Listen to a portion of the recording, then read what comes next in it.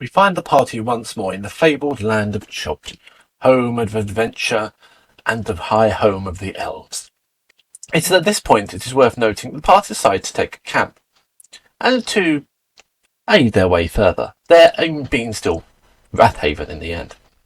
The party decides that camping in the forest would be a good thing, and decided to stay sneaky as they have been all this time.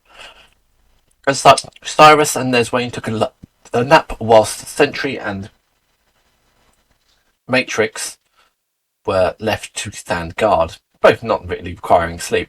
It was during this that a strange sound in the bushes was noticed, the forest further in, a squeaking and a squawking and the flapping of feathers. The party rose to investigate, soon to discover that a royal griffin had perched in the forest and was making their way towards them.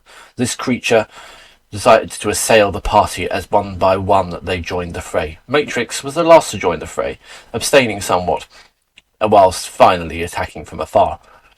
The party were battered and belligered by this creature, until at last it felled Cyrus, falling to the ground, presumably stone dead. Soon later came Neswain, but Cyrus rose once more in the plume of a great white alpha werewolf, and felled the creature with great ease.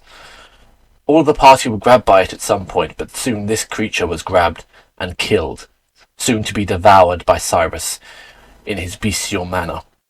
It's unknown as to if Cyrus can remember this or not at this time, but we will soon find out. Neswain also went down, potentially dead as well. Sentry, seeing that his fellow comrade was down, decided to bathe him in the well water from the lycanthrope well they found in the previous temple. Luckily, he managed to save against lycanthropy, but was restored somewhat in years. 200 years were removed from his lifespan that he'd experienced, making him appear much younger. The party soon rested. Cyrus consumed the remains of the griffin later that day to bring forth hideous tribulations. It was discovered by Cyrus at this point that he had become a werewolf and had devoured the creature with great ferocity. Neswain also was relishing and rather confused by his somewhat youthful appearance.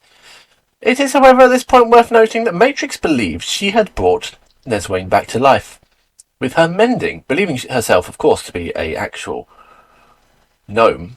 She used mending just before Sentry placed the waters upon the dwarf, now believing she's some kind of herald, or at least has magical hands, but maybe only to affect dwarves. She's soon to discover what will happen, and was pretty interested to see the results.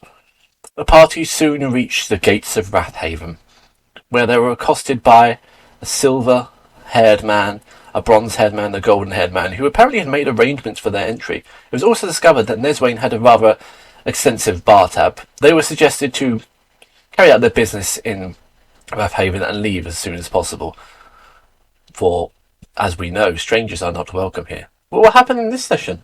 Where will they go? Will they finally take to the stars? We will find out in Spelljammer.